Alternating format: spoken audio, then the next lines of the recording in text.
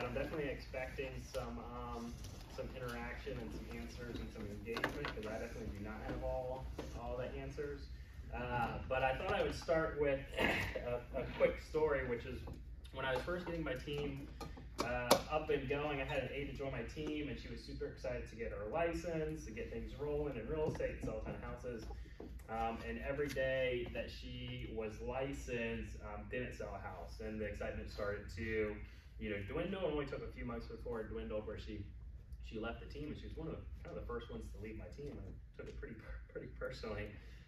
So I grabbed some time with her and did, in essence, an exit interview with her. Mostly see how can I, make my team better. Like, I'm just getting this thing started and want some good feedback, and who better get some feedback from than somebody who's leaving the team. And so the biggest thing that she harped on was that she needed more structure, that other agents on the team all just did their own thing and there wasn't really any structure. She wanted more like 9 to 5 office hours, and she was wanting to be told what to do. And my first response back to that was, well, you obviously picked the wrong business, because nobody's going to tell you what to do in real estate, or when to do it. But that did get me thinking back many years shortly after that. Then I started implementing at least a weekly team meeting, and a chance for us to get together and talk about the marketplace, talk about what are we doing to kind of grow our business, and all that good stuff. But fast forward many years later, and I think she was getting at something that is hardwired into all of us, which is, as I've read tons of business success books and business leadership books and self-improvement, that the idea of defining what success looks like keeps coming to mind. And so that's what kind of gave me this idea of, for the most part, none of us really have a good picture of, okay, what does a successful day in real estate look like? Like, there's not a good job description. It's not like when you join Hometown Realty, they say, hey, here's your agent responsibilities. Here's the things you need to do each day, and here's when to do them and how to do them. So the real purpose of class today is for each and every one of us to draft up and write down what a successful day looks like for you. So I'll go off on another tangent. I was at cycle class this morning, and the instructor told us to hold 90 RPMs, and she made a statement that holding 900 RPMs is the most efficient, RPM that you can kind of hold. And I'm cynical by nature, and I was like, what? Whoever said 90 RPM, like, that doesn't account for, how old you are, like how much weight you have, resistance, like, why 90 RPMs? And so I did what anybody else would do, which is, in the middle class Google, what's the most efficient, RPM, while cycling. And anybody know what the answer might be? 90 to 100. 90 to 100? That sounds like a firm. Like, you've researched and know that's 90 to 100. Any other thoughts of what the most efficient RPM is? I've done it a little bit. So the reality is, I did see several sites that said, around the 90 RPM range was best. But I also saw a few that said, 70, or a few that said 80. So she may or may not have been completely accurate. She was making it sound like some Olympic cyclist told her 90 RPMs is the most efficient, so that's what we should be pedaling at. But what I didn't see on any of the websites recommend, none of the websites recommended to go 0 RPMs. None of them said 40 RPMs is the most efficient. Likewise, none of the websites said 110 or 120 RPMs is the most efficient. And so as I think about that, I think that fits with a lot of what we're talking about today, which the most efficient cadence, or the most efficient kind of rhythm of your life, really, or thinking about specifically in real estate, is that nice maintainable speed. It's not going crazy like with your head cut off. It's also not sitting around doing nothing, just twiddling your thumbs. And so I'm going to start by simply asking this. Is a perfect day for me the same as a perfect day for you? What do you think? Okay, why would a perfect day for me not be the same for any of you? Let's think of some reasons. Different goals, sure. Why else would my perfect day not be your perfect day? Different niches in the market. Different niches in the market, yeah. I think it's probably for me, it's more personal stuff pulling on me before, like, I usually do 10,000 steps before I even get to 9 o'clock in the morning, cause, you know, farm horses and everything else, and then also, we can't drop our kids off in Chesterfield until 9:15. So I can't do an 8:30 start because I still have a little person following me around. Yeah, different seasons of life, right? Like a perfect day for somebody who is not married and has no kids is different than a person who, there's a guy in my B&I group, they just found out they're pregnant with their 7th kid. So his day's gonna look a lot different than my day, right? Why else would a perfect day for me not be the same as a perfect day for you? Different work strategies. Different work strategies, different, makes me think of different energy loads, right? Like some people, they might do better at night, some people might do better during the day. Different needs at the moment. You might have lots of transactions to process, or you might need to go fund some more listings. Yeah.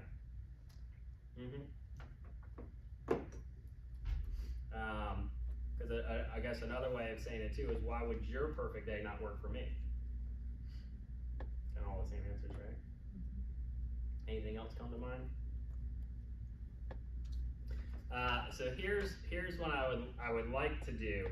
We're gonna put up a huge list of things that could make up the perfect day. Anything and everything possible. Some of you might have some really good ideas that someone else wants to try and kind of habit stack into their day. So from this huge list, we're gonna try and create a schedule for the most perfect day. Starting with this disclaimer that we will most likely not be able to achieve this perfect day every single day.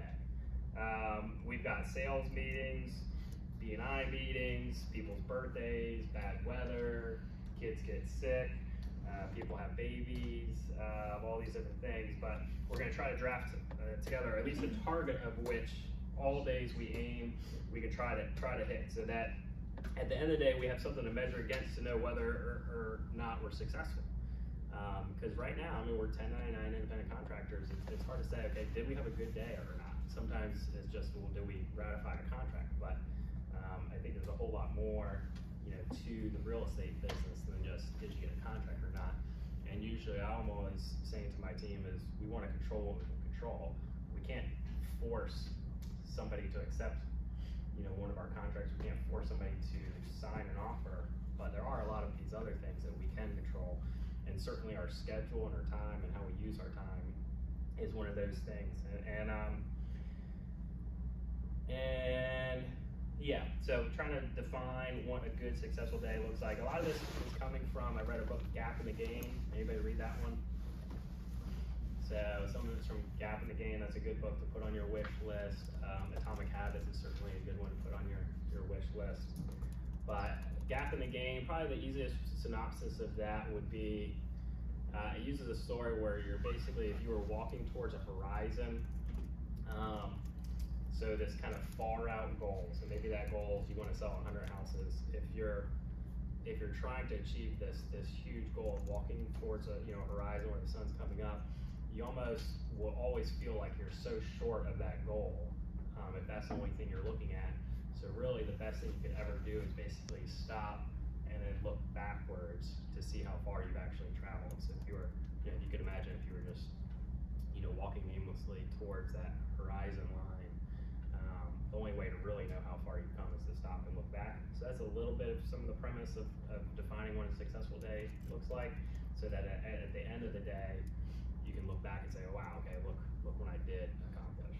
So I'm thinking about splitting up kind of our perfect day categories into personal, family, and business. Can we all agree that a perfect day should probably incorporate all three of these categories? Yep. Personal, family, and business. Am I missing any categories?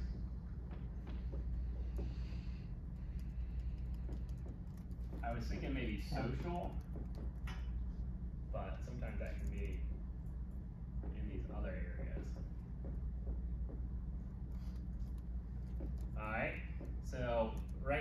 just gonna come up with anything and everything that could happen in a particular day to make it kind of a perfect day. Thinking through the categories, personal, family, business, so we can jump all around. And they can be very specific and unique to you. Right now we're just gonna put it all out there, and maybe something that you say is something that somebody wishes, you know, they incorporate it more in their lives anyways, and so you're gonna help give each other some good ideas. So let's start with some. Who's got one? Working out. Working out, personal. All right. My handwriting's not great, and I use lots of caps, but they're like lowercase, but caps. Yeah.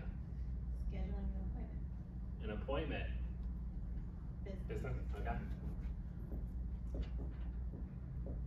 Appointment's pretty broad. So, what do you mean by appointment? Listing. Huh? Listing appointment. We could just keep going on this. What else would you define an appointment? Face to face, meaning Mhm. COI or Problem business knowledge. partner. So I heard COI plus, I'll call it B2B. Just getting a new lead that will actually talk to me. Okay, so listing, let's also say, you know, buyer appointment, buyer consult. You know, for me, being a team leader, recruiting of an agent, those are all kind of appointments. Completing. Or my recruiting to-do just a list. hometown. What's up? Completing my to-do list. To-do list? Where you go for that? Business. Business? Inspections. That's your perfect day? I have to do it one way or the other. Settling the inspection. Settling, finalizing.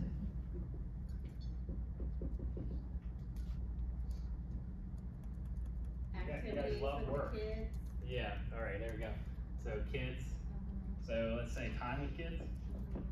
Time with, significant other, For purpose? sometimes.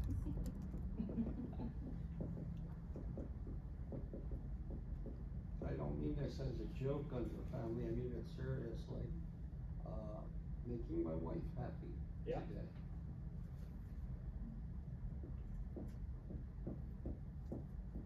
Yeah, the gap to gain, at least I listen to an Audible, so you get some extra little Audible clips, but essentially it's the writer, and he got it from some psychologist, so then he interviews the psychologist, that, hey, I just, you know, read this chapter, and his goal was, like, on a daily basis to, like, make his wife laugh, I think it was. And so, cause if he could get her to laugh, you know, I it know would how essentially be a easy pretty good it day. is to focus on the business one so much, that you never get around to that. My husband makes me laugh, and I don't know if I would put that in the family or not. Like, household chores is like a big thing, you know, maintenance, You calling that personal or family? yeah, both. Doesn't matter. Yeah, either one, both. So, chores. So I think of personal more like reading a book, working out, Okay. self-care stuff. I do, what I call devotions every day, and so that's on my personal one. Devotionals. Mhm. I've been getting up on time, Ooh. and also then with business to be showing up on time. Hard to get any of it done if you start off from behind the eight ball. I'm glad you could make it here today. So you come in a little late. You gotta get. Show up on time. How about Have a under plan. business, make at least one client happy? Okay. Happy's your theme. Yeah, it is. Well, doing something for a client and they thank you and compliment you would be a big part of my best day. Yeah, it's perfect day, right? I think for personal, in order to have a perfect day, you need a good nightly routine the day before. Okay. Say, Get to bed on time. yeah, nightly routine. Oops. Yeah, I don't know if it was in one of these books or one of the other books I read, but essentially I think the last hour of your day is essentially the most important. Everybody always talks about the first, but kind of how you wind yourself down, the last hour is the most important, and it definitely talked about no cell phones, really screens in general, but certainly the blue lights from cell phones.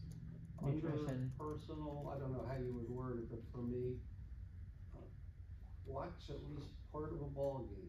In other words, Okay. something that is not work related.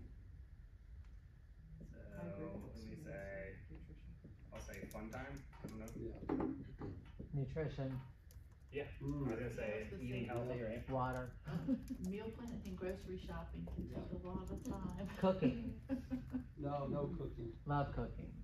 I'll come over to your house. It's not that great, I just Oh, love okay. it.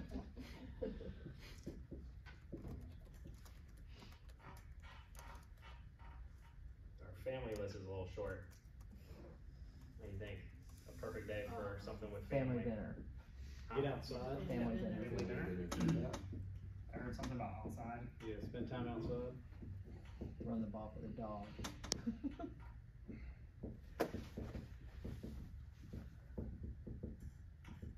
Say prep tomorrow as well, for kind of all three, kind of have a plan going into each day.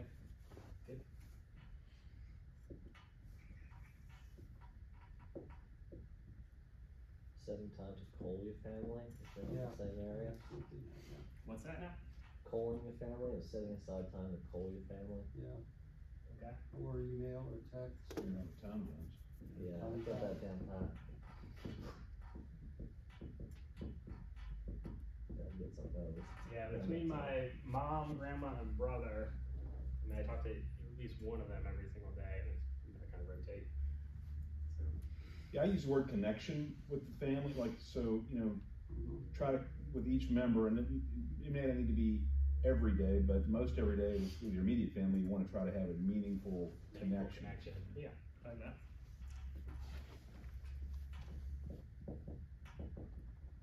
Write some notes.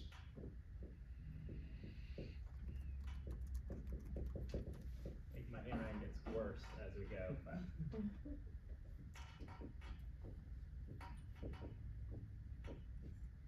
Handwritten notes.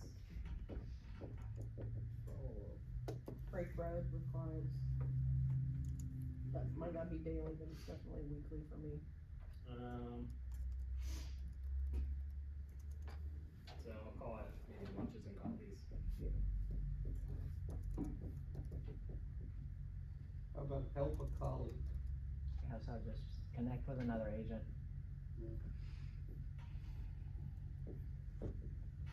Brainstorming.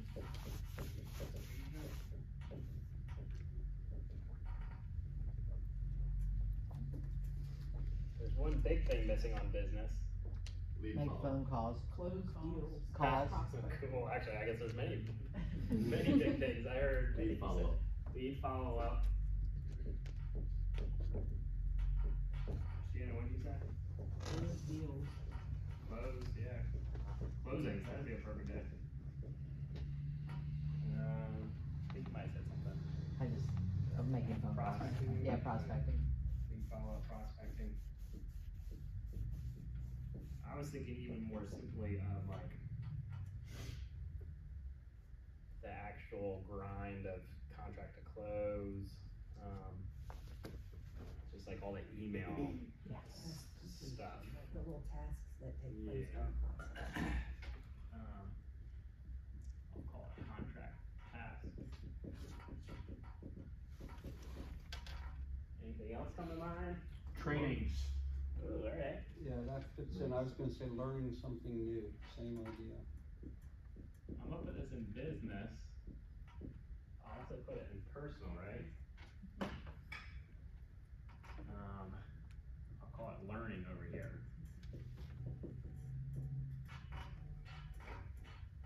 Kinda goes in with, I'll also put podcasts. Podcasts and books. Anything else?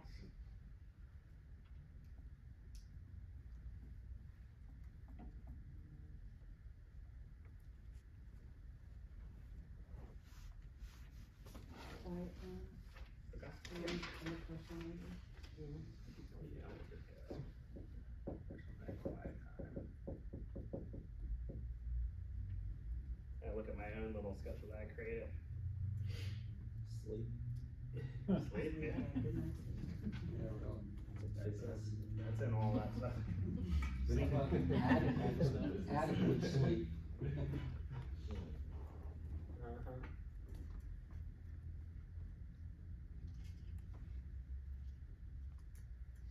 Anything else? There's some stuff that you might have kind of kept private. So now that the goal now would be, once we have a huge list, is to actually construct a perfect day that we can kind of put some times to. Now, we likely can't routinely do some of these things. Anybody see anything that we probably couldn't do on a daily basis? Inspections, right? Unless you're Matt Giroux. Might be doing 100, yeah, there's a lot of inspections. Some of these things though, I mean, we're probably not gonna be able to do every single day. Closings? Yeah, again, unless you're Matt Giroux. So what we're gonna try to do, and this will be something you guys are gonna be kind of doing on your own, is to look at these things and see if you can actually put these onto a daily schedule, like working out, for example. If that's something that's important to you, and this is part of your perfect day, what time of day are you gonna work out? If reading a book is important, again, trying to assign a time and actually doing some time blocking. Time with kids, you're probably not gonna spend time with kids at 5 a.m., but you might work out at 5 a.m. Trying to get these things plugged into it. And then also some of these things aren't necessarily gonna fit that daily routine. What we're trying to get is more some of the big placeholders for what would describe a perfect day. In essence, so we have a target to know what we're aiming for. So that way we can define success later. If we know these are some of the things that we're looking to hit every single day, and I'm thinking Monday through Friday, not necessarily thinking Saturday or Sunday. So what are the overall targets that we're trying to hit? And some of this stuff is just gonna be more maybe a monthly goal or a quarterly goal. Like you might not always, every single day, have a business-to-business meeting, but you might wanna try to do, 4 a month or 3 a month. But on our own, I'll give you a few minutes. We're gonna try to condense this down, narrow it down, so on a daily basis, what does our day actually look like? So, let me see if I have anything else here that I wrote down. Yeah, so plug in some of the big blocks. And then some of these things too, we might be able to sneak in some ways of habit stacking. So atomic habits is a big on the idea. If you already have a habit of doing something, one of the best ways to do is just stack a new habit on top of it. So some of these things we might be able to kind of add some new good habits into if we already have things placed out and mapped out for what our daily schedule looks like. So I'll give you a couple minutes to work on kind of blocking these into some time frames for yourself, just knowing your own life, personal, family, business goals. And then in a few minutes, might see if somebody wants to share their dream schedule with us, and then we'll give you some feedback or put some thoughts, or that might trigger some questions for one another. So try to map out as best as you can what a typical day looks like.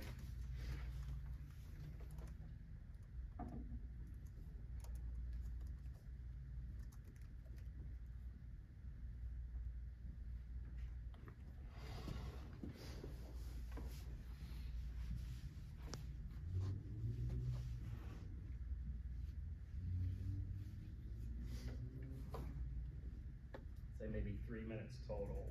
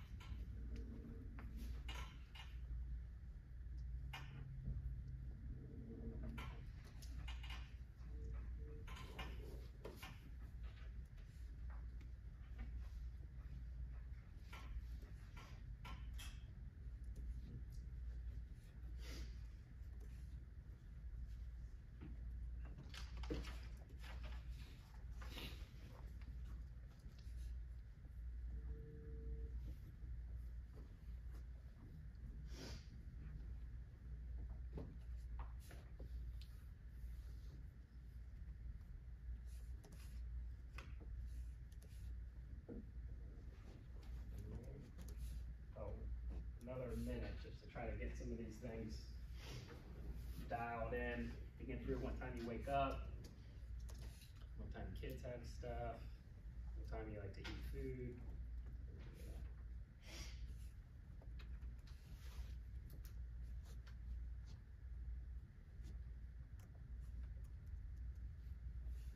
One little trick I'll give you is part of my schedule, at least for lunch, it's kind of like an either or. Either I'm doing this or I'm doing that. And that's, you know, my perfect day.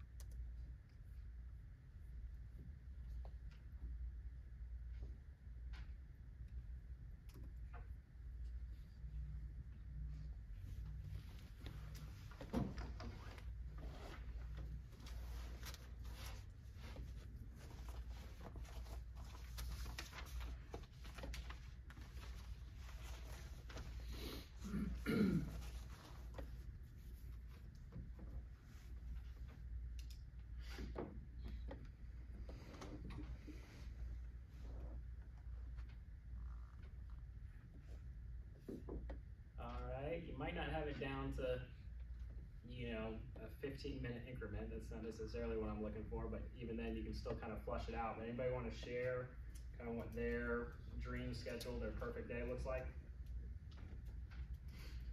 I can go. Yeah, go for it.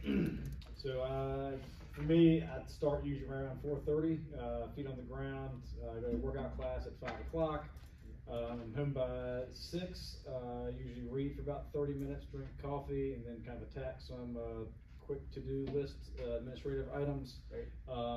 Get kids up at 7, try to be in the office by about 8:30 or have coffee appointments some mornings, and then I enter in right into about a 2-hour call block. I also do calls and notes, and then then sometimes I'll have lunch, sometimes I'll skip it completely, continue knocking stuff out, and then the afternoon is set up for appointments and face-to-face. Then when I park my car in the driveway, before I leave the office, I make sure I prep the next day, write out my schedule handwritten, then home, then it's kind of family time, dinner, bed by around 9:30ish. Okay, pretty good. Anybody, anybody have feedback for Kevin? Anything? Pretty good schedule? Never miss one. Definitely miss I would say it sounds great for him. You mean you're gonna wake up at 4:30? And I don't mean this as a criticism. It sounds very regimented, Sure. which is a good thing. That would not feel great for me, even if I pulled it off. Well, if you do Different the personality. cold shower, you gotta put the cold shower in there somewhere. That's true, yeah, I never got the cold That'll give you shower. the wake up and the energy. But it's a great plan that you came up with. It's a great description. Kevin, for you, is that something you feel pretty replicable? Yeah, daily. pretty much what I do every day, except for baby. Last 2 weeks been a little different Yeah. turn off, but yeah, I'm still working most of that stuff in every day. Yeah. The only thing I thought of is you said kind of mapping out your next day, and almost if you're doing that Monday through Friday, there almost is no mapping out. Like you already know. Yeah, it's a lot of it's if I just have throwing these names. yeah, for me it's like if I have inspections or other things that are kind of out of that schedule stuff. So appointments, if I have a coffee thing or a listing appointment, that's all kind of written down and prepped to make sure I have enough time to get from one place to the next, and build in some kind of firefighting time to follow up on whatever emails or phone calls, and kind of returning text messages when I'm in, because I don't touch my phone when I'm with clients. So once I get done with clients, I usually have a lot of stuff to kind of get to and jump on, and sometimes I'm sitting in the car for 30 minutes in my own driveway, getting stuff knocked out, filing everything up. That way, when I'm home, I can be home. Yeah, part of that made me think of little bonus tip that I've had to learn the hard way and try to teach the team is I try to only schedule home inspections at like 1 o'clock or 3 o'clock. And then I always try to control and lead scheduling of the home inspections. I don't let my buyers do it. I do it, so I always do it in the afternoon because I have that regimented schedule in the morning. You throw a 9 a.m. inspection on me, my whole day is essentially, messed up because I'm used to the schedule. So, a little pro tip: try to get your home inspections. I think best practice is in the afternoon. That way, you know, your other habits are gonna get each morning. I try to be proactive and, you know, pretty much I try to have my entire day done by noon, and then the second half is for appointments, whatever else pops up, be more reactive. Cause most people, if they're gonna go look at houses, it's usually afternoon, morning's usually taken up whatever they got for their job, and, kind of frees you up. Yeah, good. Alright, who else wants to share their schedule? Or you have a question? I don't wanna share my whole schedule, Okay, go for but it. like one specific thing that I try to do every day, and it's about the same time, is, like, you know how you have in your family, there's times that you just happen to know that it's real quiet. Around 7 o'clock every evening, we have eaten dinner, and, hopefully I've done everything outside, and that's when I'll sit down, look at my schedule for tomorrow, do my time block, what do I need to do for tomorrow, and like, I'm so, like, hate being late. Like, I'll waze at anything that, like, if I'm doing appointments and maybe it's 30 minutes away or whatever for the next morning, I'm gonna go ahead and check it then, and I'll know exactly when I need to leave the following morning. Like, I need to leave the office at, you know, 9:45 to make it to, you know, my 10:15 or my 10:30, and then I know how long it'll take me back. I'd go ahead and plan in that travel time, because in Chesterfield, there's some things that are just further. I have people calling me further south, and when I was in the Ashland office, a lot of times I would have so much in Louisa, felt like it was forever away. Right.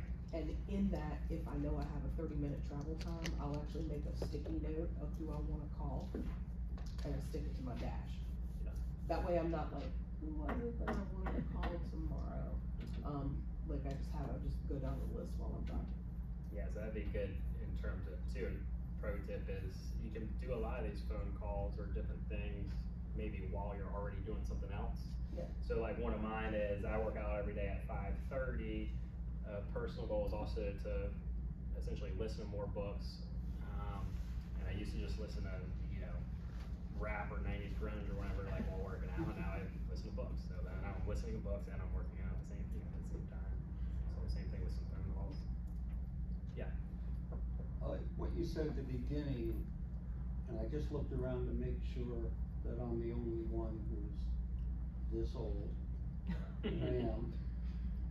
And that's important, it relates to what I said to you just a moment ago. I'm not trying to create a whole new career. Right. I'm 70 years old, I'm not looking to create a career for the rest of my life. I'm looking to finish my life in a positive manner. Right. And there is a difference. So maybe yours is just 4 hours a day. Yeah, or just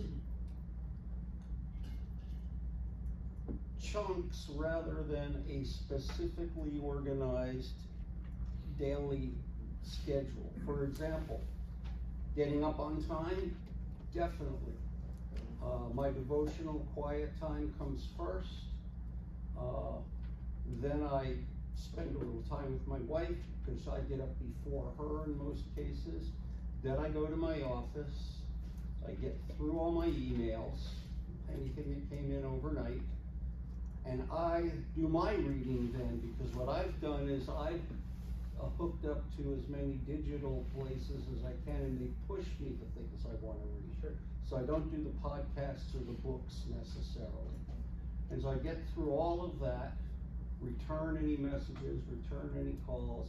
Lunch for me is different. I always have lunch, and it's combined with my fun time. Lunch is the break in the middle of the day, and I don't do any work unless I absolutely have to. Right. So then in the afternoon, since I'm still just getting started, I've only been doing this for 3 months after not doing it for almost 30 years. Yeah. My afternoon is spent on whatever of the business tasks I can to start generating some clients, because I really don't have any yet. And so that'll change based on what I did yesterday or the day before, and something that I wanna try to do today. And then at the end of the day, family dinner, again, time with my wife. I'm probably watching a little ball game and getting to bed at a reasonable time. Yeah. And what makes all of that perfect is if any of it's productive. Does that make sense?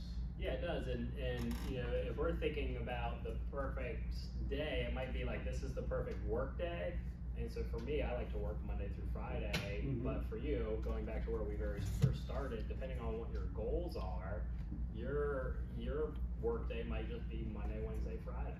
Or it might be a Monday, Tuesday, Wednesday on the golf course, Thursday, Friday, it could be whatever it is. And so I think there would be some value in saying, okay, this is in your scenario, this is a work day and this is a not work day.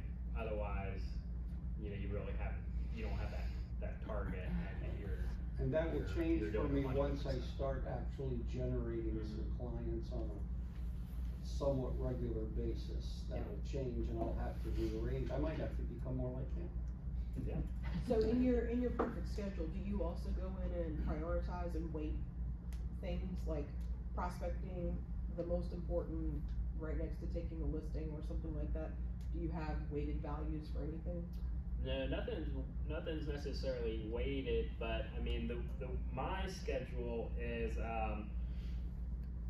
in essence, I work out early and I do family stuff, like get the kids on the bus, and then office wise, my first hour, because it's still pretty early, like I'm doing the admin type of responding to emails, checking MLS for clients, making sure all FetchAsign things got initialed and signed. That's like 8 to 9 a.m. And then at 9 a.m. and after, I've always grew up, you're not supposed to call anybody before 9 or after 9. So, after 9, then that's maybe the lead follow-up, the prospecting, the lead gen. And so, I mean, I would say that's in essence weighted, because 9 is probably more like the actual start. And it's weighted in the sense of I try to get all that stuff done before, similar to Kevin, before lunchtime, and then after lunch it's the actual job part of real estate. Who else wants to share their Well, schedule? it's interesting, after 32 years in corporate, because I used to run into you at the gym at 5:30. Oh yeah. And I did that the first month or two. Yeah. And I'm like, you know what? I did this for 32 years. I had to be in my office at 7. I'm like, I'm not doing that anymore. So now I've completely it took me a year to figure out a schedule, but kind of up at 6:30, coffee, quiet times, a little time in the gym, and then work out and then get to work. But I tend to work in my home office because I find myself more productive because I've been in an office for so long. But I'm starting to get in more because I start to see people. Right. But it was weird, like the transition from corporate to not having 2 jobs. Right. Like, well, we just got a puppy for Christmas, and so that kind of threw off. It wasn't so nice for me to leave at 5:30 a.m. and have my wife, she does not wake up at 5:30, so she did not have to wake up for a puppy. So all of a sudden I had to adjust my workout schedule, and all I did was just push everything back to, then I worked out at 8, and then I got into the office at 9:30. I just adjusted things. That's more like my schedule now, but we have a puppy too. Yeah, there you go. Yeah. But it's just getting a discipline. Right. And it took a while to figure out. And sometimes the morning doesn't work out, like showing a house this morning at 9, so I'm gonna work out this afternoon. Right. Because I didn't have so time for me, to I had to get back into at least I could count on. It wasn't like maybe I'll work out this morning or maybe I won't, or if I wake up in time, I'll do it. If not, I won't. For me, it was like, no, I'm just gonna adjust it. So, who else wants to share their schedule? Kevin set the bar too high, maybe. I mean, it's super disciplined, like what he's doing. I would bet that, like, you know how in every relationship you always do have some gender roles that bleed over one versus the other.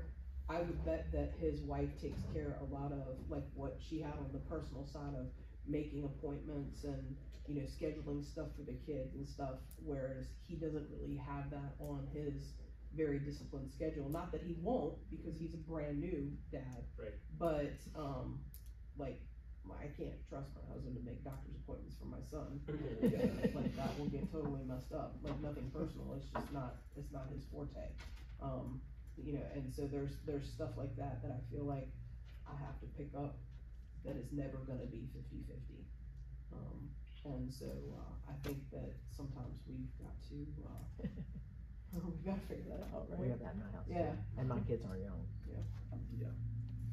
I have a question for, I guess it's for Kevin, because that was very impressive, by the way. And for you, because you both have specific, fairly regimented schedule. How do you manage the, tractor trailers that blow through that schedule when something happens? How do you manage that and not actually lose your whole day? So yeah, I mean, that's gonna be one of my points later, is in essence, you're going to miss something, you're going to make a mistake. James Clear talks about that in Atomic Habits, and he says this: what separates the elite performers from everyone else, not perfection, but consistency. That's why the most important thing is not to prevent mistakes altogether, but to avoid making a mistake twice in a row. Errors are part of the process, but they shouldn't become part of the problem. So he basically gives 3 different pieces of advice to get yourself back on track for when that thing runs through. Guess what they are. So to get yourself back on track, guess the first thing that he suggests to do for good habits. What? Set a schedule for your habits. So first thing is to set a schedule for your habits. Second thing is to eliminate the things that put you off track. So I've eliminated my puppy. No, she's just better trained now and like stays in her crate. And the third is to put all your energy into starting the good behavior. So if you make a mistake, then you just need to kind of double down on your effort and your energy to make it right on the next time around. I wasn't thinking of a mistake, although that's a great response. But more along the lines of somebody walks in the front door of the office and you have to provide for that now for the next hour. Yeah, you do it. Yeah, and one of the other books I'm reading right now is Give and Take. And it basically talks about the idea of givers always win over the long haul. If you're a giver, there's essentially givers, takers, and matchers.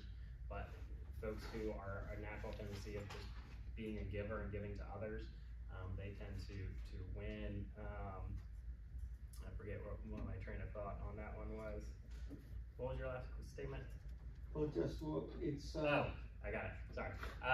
Thank you. The givers and takers thing is basically back. saying, if there's anything that ever requires you 5 minutes or less, you should say yes to it. Yeah. So if there's ever anything that comes up across your plate and you can kind of help or fix it or solve it, and it takes less than 5 minutes, you should look for that opportunity. But if something really big comes up, it just changes your day for that day, and then you wake up the next morning and try again. So.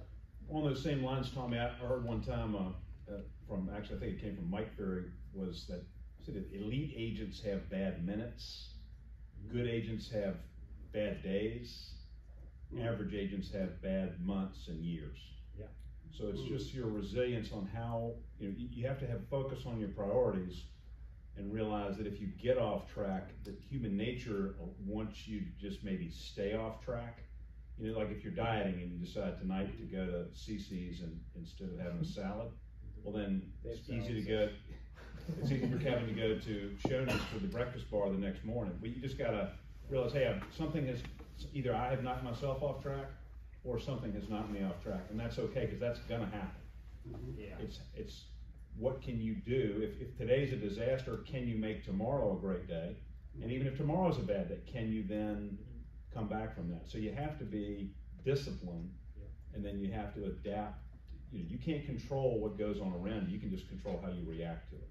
Yeah, so Atomic Habits talks a whole lot about that, so that'd be something good to kind of dive into. But in my email I kind of poked fun at the Buffini is win the day, win the week, win the month, and the thought is if you don't win the day, you can still win the week. If you don't win the week, you can still win the month. And those are kind of the ways you have a goal for it.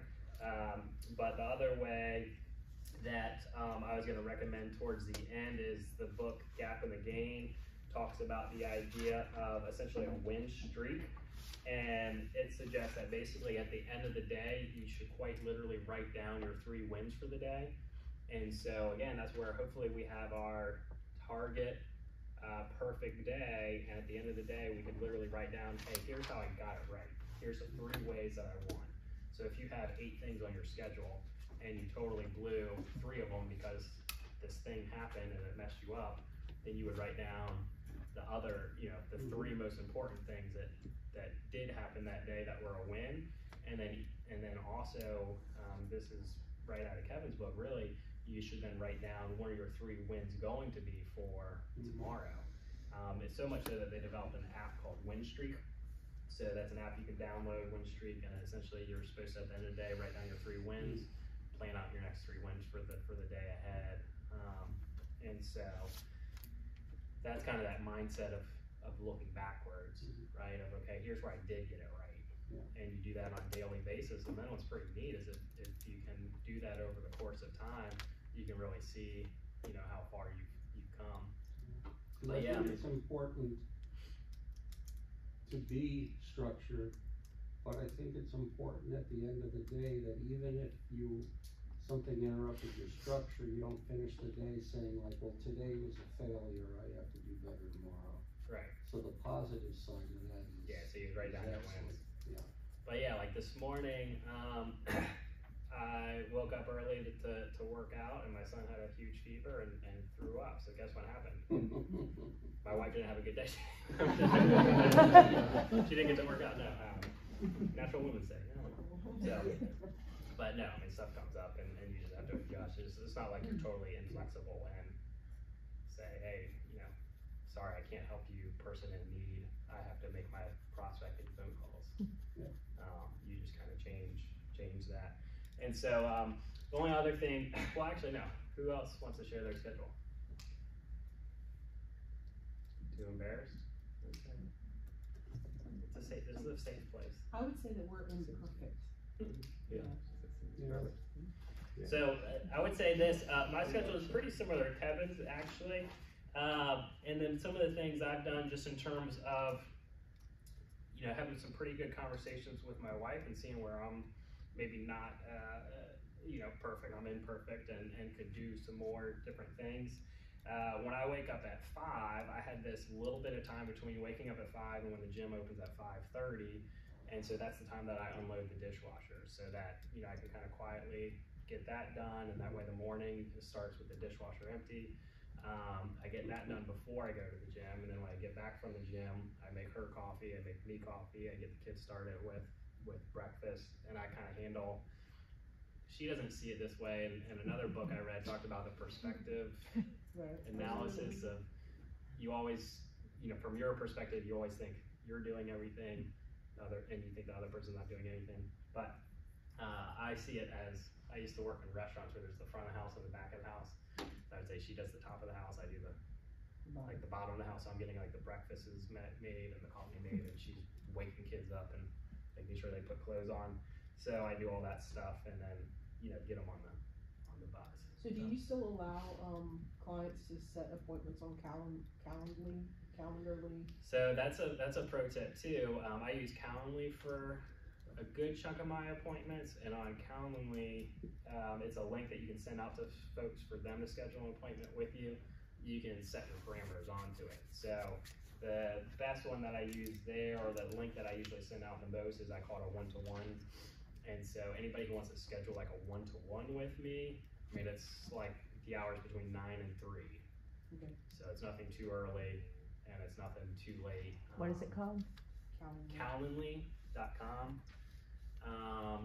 It's free for one link, but you can also kind of create appointment categories, and it costs like $8 a year or something very cheap. And so I haven't used the other links as much as I have in the past, but like I had one for seller appointments.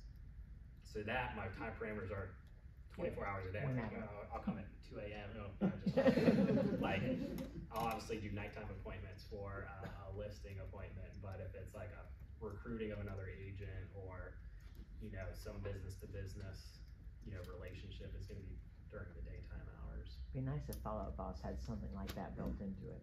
Yeah, it would be. They should just buy. They could probably just buy. They should. They should.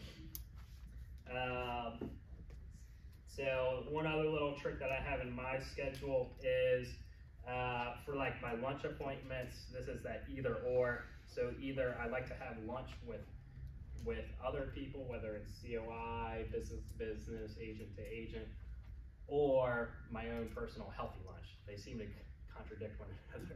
So it's either, my goal is to either gonna be at my own personal healthy lunch or with other people.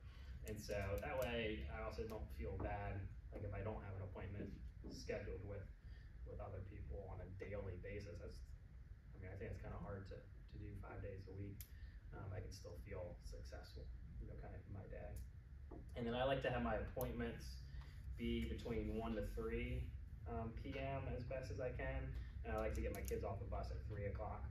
And so oftentimes there might be some other stuff in the afternoon, filled with either kid activities or some different volunteer stuff that I do, or community group or dates or whatever. But that's where I'd probably be more like my social category is going to be more, nights and weekends.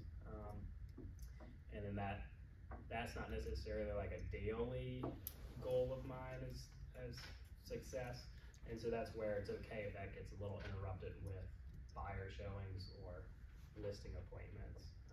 But I'm kind of focusing, that might be more like the reactive part too. Like I'll be a little bit more reactive with scheduling those things in the afternoon or evening, but I want to control when I can control, which typically what I can control in my hours up until, let's say 4 or 5 o'clock every day. And so if I don't have a listing appointment every day at 1 o'clock, now that time can be spent with either, doing some like marketing or advertising type of stuff. It could be teaching a class, here at the Twin Hickory office, or it could just be extra time, at home with my spouse, getting ready for the kids. It could be in preparation for maybe a nighttime appointment, stuff like that. Any other thoughts on schedule? Let's have one. I mean, I try to make sure I don't have 2 bad days in a row. So if you have an off day, you got to get back on the horse and get everything knocked out. I think James Clear has some stats. It takes 70 days to lock in a habit, but it takes 4 or 5 days to break it. So make sure you get back on and get back on schedule as fast as you can. And you're gonna have bad days every now and then. Just don't let them go back to back. Yeah. Yeah, one of the big things I took away from Atomic Habits when I read that one is maybe you are guilty of this in the past. You say, okay, well, I'll wait until such and such to start doing this really good habit. Yeah. And Atomic Habits is like, that's horrible idea. Like, just start doing it now. And so that's where, I guess last December, it was like around a bunch of different Christmas parties. Like, okay, I think I was reading Atomic Habits. It's like, I think I want to like try not to drink for like a year. And the easy tendency, because it was like mid-December, it's like, okay, well, I'll start January 1. That'll be my date. It's like, well, no, like if I'm gonna do that, just start right now. And so technically it was like December 14th or something like that. So yeah. One of the things about you and Kevin's schedule arrangement is we're emotional creatures. And being that well scheduled eliminates the impact of how you're feeling today on what you're going to do. Whereas without it, you can have an emotionally dragging day and not do anything. Yeah. So that's one of the things that would definitely help with, I think.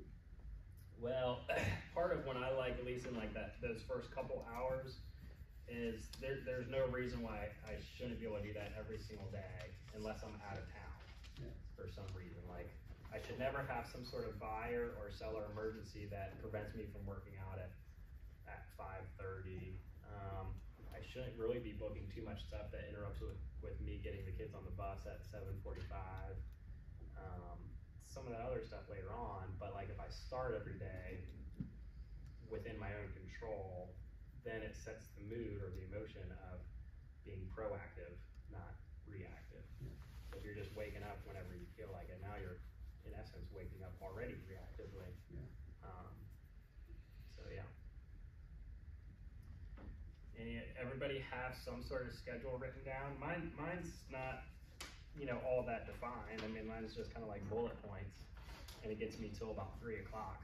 So do you have your prospecting at the same exact time every day? Yeah, I mean, approximately 9 to 10 is like when I would say is kind of outbound prospecting. So it's That could be lead follow-up, that could be a brand new lead that I need to actually generate. It could be an existing buyer that I'm showing houses to and I'm checking in with them or thinking about scheduling something throughout the week, or I see something on MLS that catches my eye, so more like outbound. And then the idea is 10 to 12 is more preparing for a listing appointment or searching MLS for some buyer options, doing some marketing activities, etc. And then lunch, and then hopefully appointments after lunch. So my office time, hopefully I'm out of the office every day by lunchtime. And then outside of that, I'm in and around people. Now, obviously, or maybe not obviously, but throughout the day, responding to emails, texts, phone calls is sprinkled throughout. I don't put my phone in airplane mode because I'm in outbound prospecting. If a buyer calls me and says, hey, I need a, we're gonna close on March 13th now instead of March 16th, and this just happened a couple hours ago, and he's talking to me about the particulars of that. It's not like I just declined his phone call. It's just took it and moved on. So. The only big thing that I've had to learn probably the hard way is to ignore all the dinner time phone calls, which tends to be when everybody calls me back. so it's like literally I'm walking in the door at 5 o'clock and I've been calling you all day. Like now you want to talk about your inspection request. So I've just had to tell folks, and maybe similarly to the morning schedule of I put my kids to bed. I know that they go to bed every night at like 8 o'clock is about the time I'm walking out of their rooms, and so I can tell clients now, hey, I'm busy, but I'll be glad to call you back at 8. And I can still get about an hour of stuff done needed if I need it to between 8 and 9, and then I can still have my hour of downtime, before totally lights out type stuff. So. Thank you so much. Yeah, I say hopefully that gave you some nuggets to work with, and I would say too, maybe get that schedule kind of tightened up, not necessarily with 15-minute increments, but like, hey, here's our dream schedule of these, I don't know, 6 or 7 things happen every single day, and have that printed out. If you're interested, download that Win Streak app, or think through on a daily basis, maybe just roll through your head of like, okay, where did I do well this day, and how am I gonna win the day ahead? But it's one of those things that nobody's written a job description for you, and so you have to essentially write it for yourself if you really want to be internally motivated and internally feel successful. So if you have that, at least then if your day was spent